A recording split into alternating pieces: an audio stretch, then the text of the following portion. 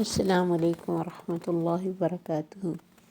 اعوذ باللہ من الشیطان الرجیم، بسم اللہ الرحمن الرحیم۔ رب اشرح لی صدری ویسر لی امری واحلل عقدۃ من لسانی یفقہوا قولی رب زدنی علما اللہم فقہنا فی الدین۔ پارہ ختم ہو رہا ہے۔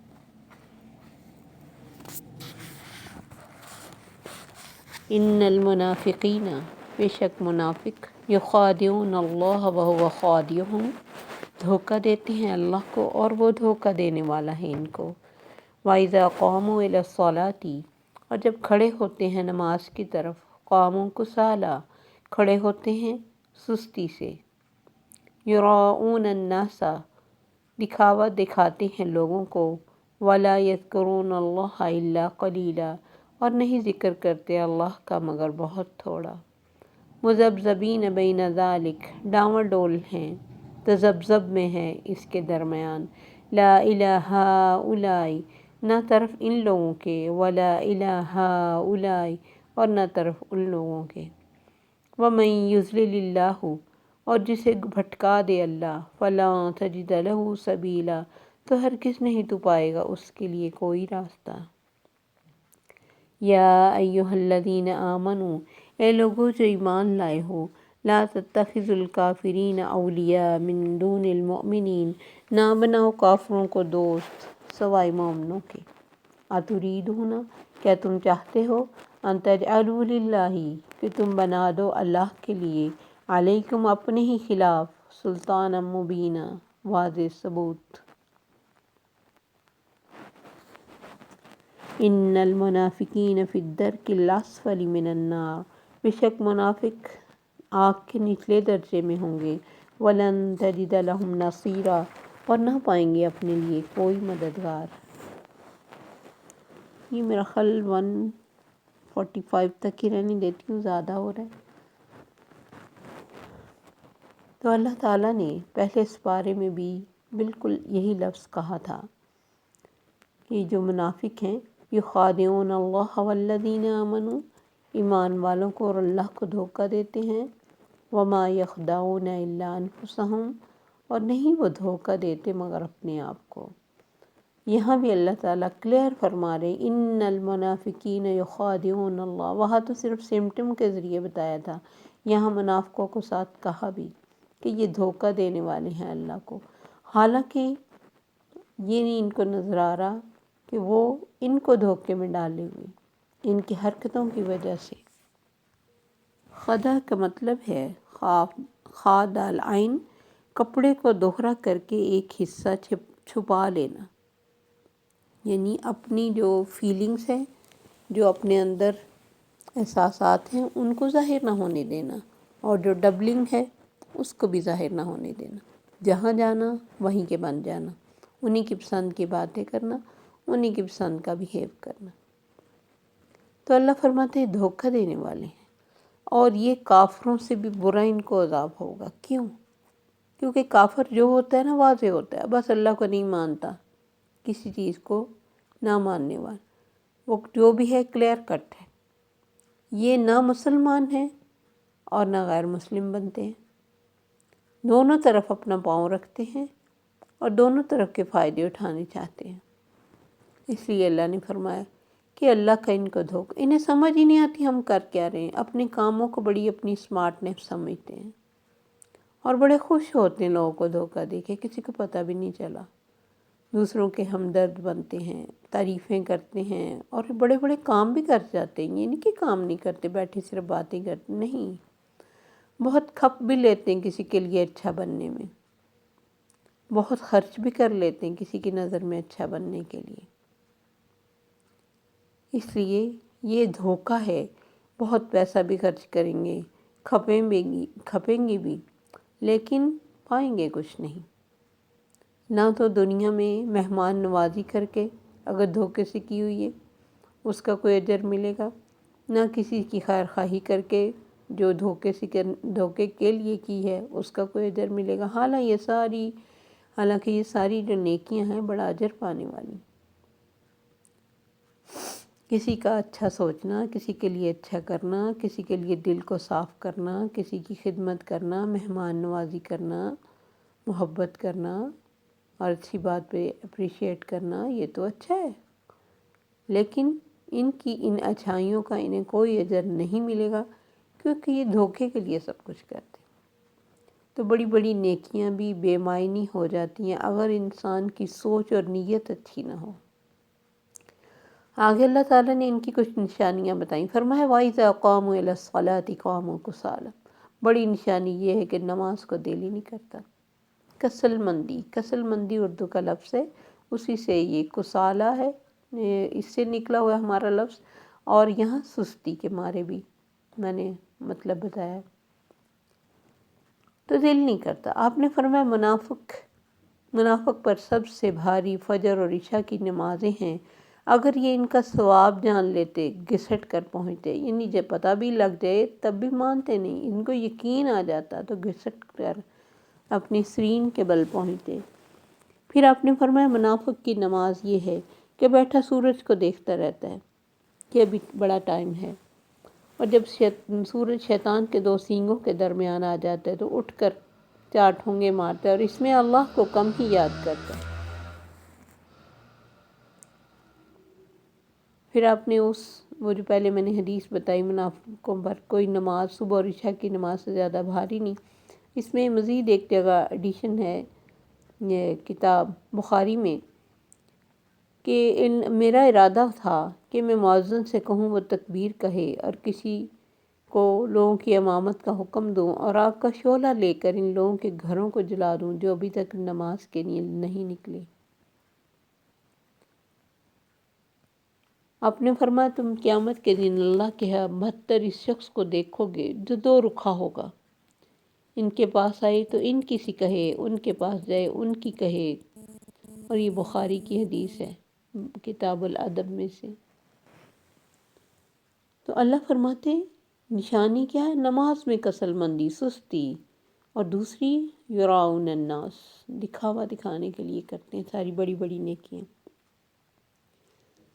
تو دکھاوے کے لیے بے شمار کام اب بھی ہمیں دنیا میں نظر آتے، جہاں نمائش ہوتی ہو وہاں انسان خرچ بھی کھلے دل سے کرتا ہے، کھپ بھی لیتا ہے، اور دل بھی بڑا کر لیتا ہے، اور اچھا بھی بہت بن جاتا ہے، اور باتیں بھی بڑی کرتا ہے۔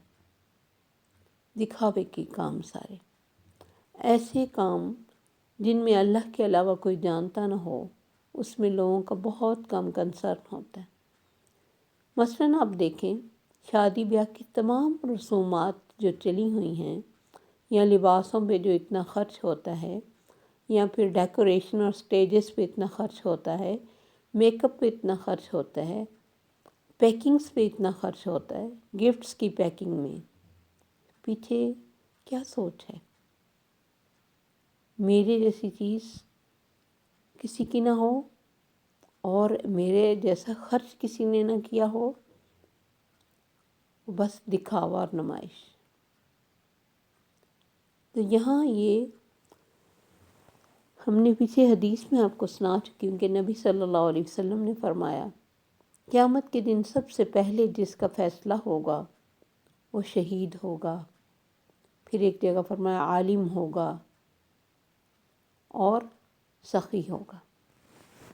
یہ تمام اچھے اچھے ناموں والے لوگ بہت سخاوت کے باوجود، اللہ کی راہ میں شہید ہونے کے باوجود، اور بہت بڑے عالم ہونے کے باوجود اللہ کے ہاں کچھ نہیں پائیں گے۔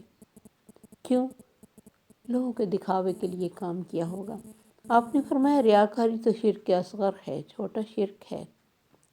جب بھی ہم کسی کام میں لوگوں کو شریک کر لیتے ہیں کہ لوگ مجھے دیکھیں، لوگوں کو پتہ چلے کہ میں نے یہ کام کیا، تو ہم لوگوں سے ریگارڈ چاہتے ہیں نا، تو بیچ میں سے اللہ کا جو اجر ہے وہ ختم ہو جاتا ہے۔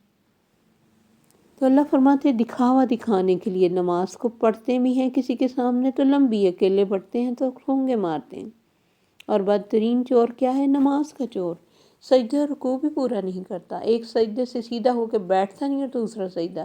نبی صلی اللہ علیہ وسلم کا ہر ایکٹ ایک جیسا ٹائم لیتا تھا، اور اب سکون سے بیٹھتے، تمام اعضاء اپنی جگہ پہ آتے، پھر اب سکون سے سجدہ کرتے، تمام اعضاء اس حالت میں چلے جاتے، پھر جب بیٹھتے اور 2 سجدوں کے بعد بھی تھوڑی دیر بیٹھ کے جلسہ استراحت اس کو کہتے ہیں، پھر کھڑے ہوتے۔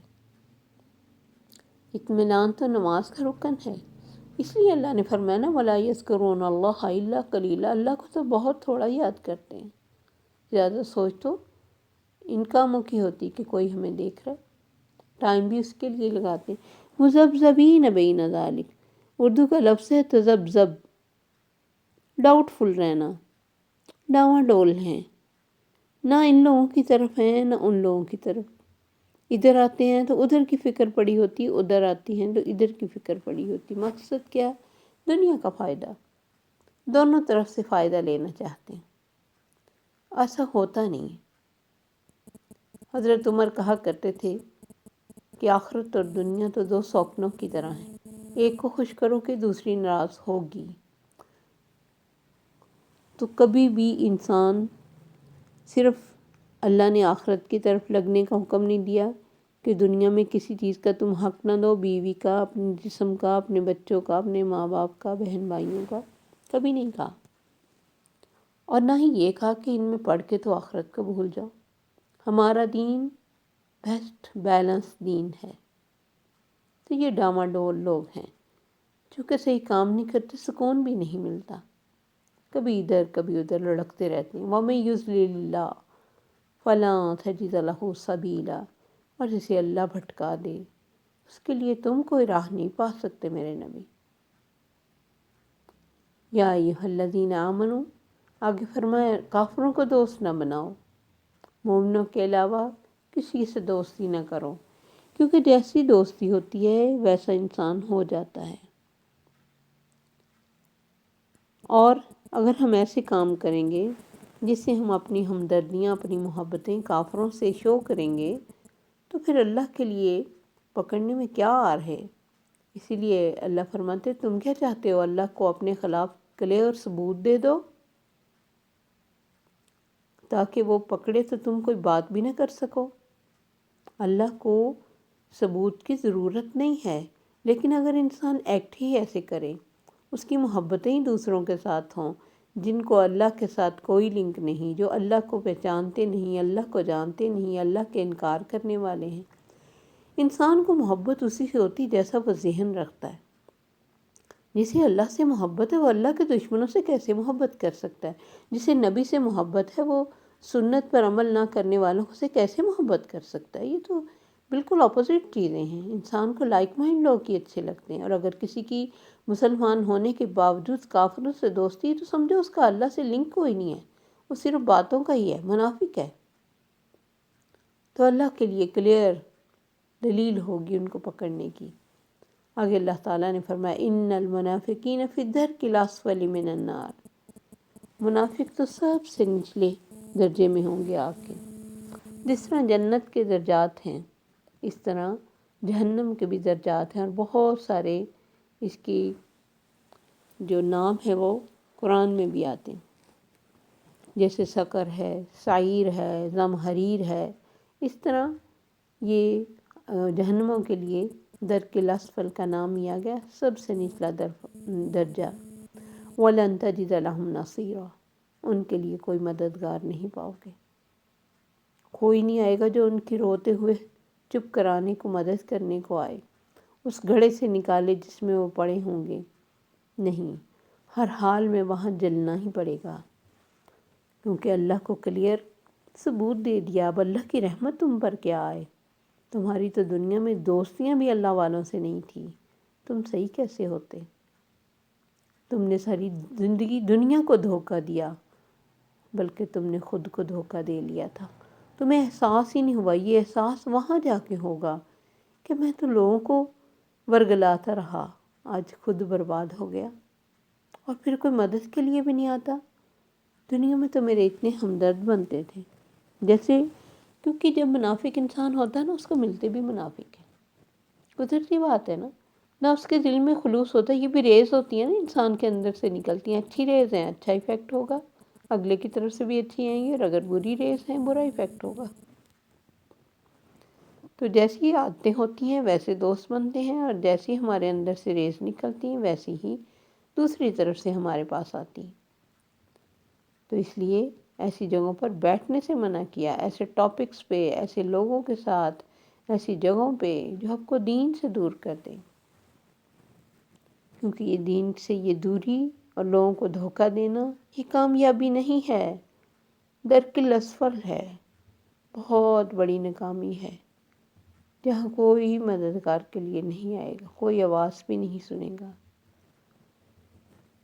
اللہ ہمیں ہر طرح کی اس ایسی حرکت سے بچائے جو ہمارے لیے آخرت میں نقصان دہ ثابت ہو، ہمیں اپنے لیے اپنی رضا کے لیے خالص کر لیں۔ السلام علیکم ورحمۃ اللہ وبرکاتہ۔